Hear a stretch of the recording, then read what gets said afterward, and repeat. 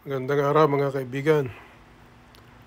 Ang inyo pong nakikita ay ang lugar kung saan nakatira ang tunay na mga mayayaman.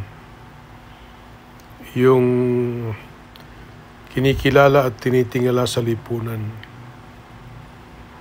Sila yung totoo na wealthy and superior. Yan sila nakatira sa isang private subdivision na nasa loob ng subdivision nyo ay yung 18-hole golf course. At meron silang napakagandang view of nature. Magandang klima. Nasa kanila ng lahat yung kaalwanan ng buhay. Nakuha na nila yung magandang lugar, magandang klima. Hindi masyadong mainit. Paggising mo, andyan ang views. Kumpleto yung lugar ng subdivision mo. Pangmayaman subdivision. Hindi katulad sa mga lugar na dito sa lugar namin na nanggigitata.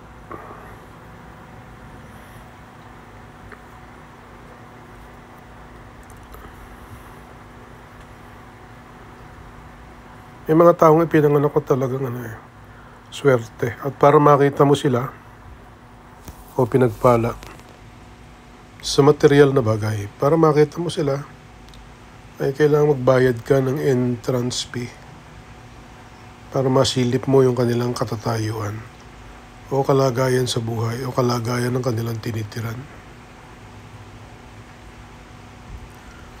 Well, napunta kami diyan kanina, may sinamahan ako. Isang friends from Siargao. Friend namin ni Mrs.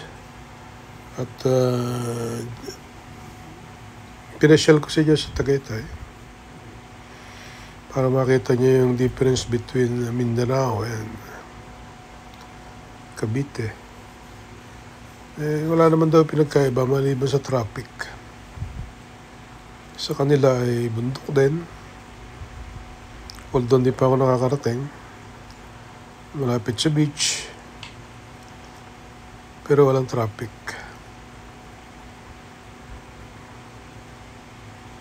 Dito nga naman mula Manila hanggang Tagaytay 5 hours traffic.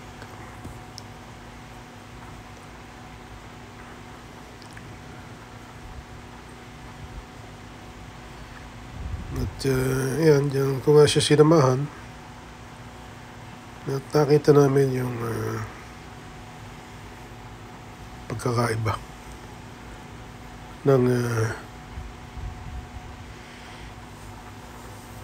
antas ng pamumuhay ng mga alto sosyedad,